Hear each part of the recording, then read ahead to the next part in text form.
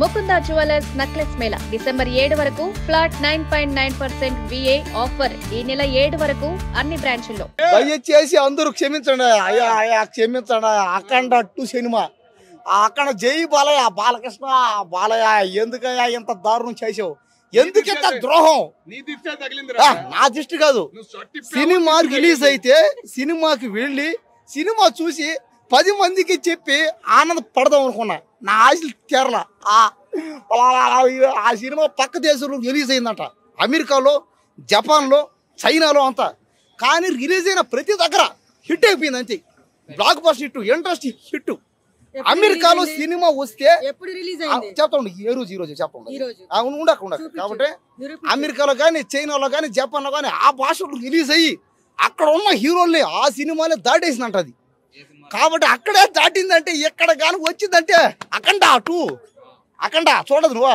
నేను పోయినా, నా ఫ్రెండ్ ఒకడు అమెరికా నుంచి ఒకడు, దుబాయ్ నుంచి ఒకడు ఫోన్ చేశాడు నాకు.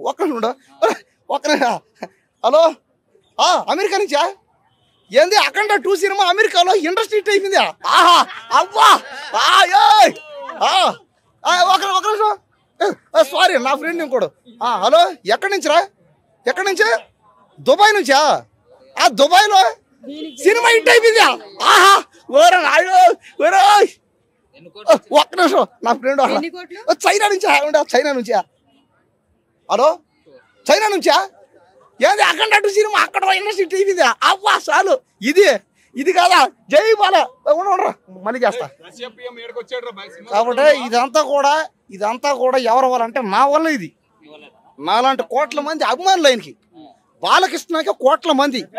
అసలు ఒక్కడ 10 కోట్ల మంది జనాలు ఉంటే 10 కోట్లు దాదాపు 8 కోట్లు 9 కోట్ల మంది బాలకృష్ణ ఫ్యాన్స్. అందరూ బాలకృష్ణ సినిమా తీసాడంటే అదొక పండగ.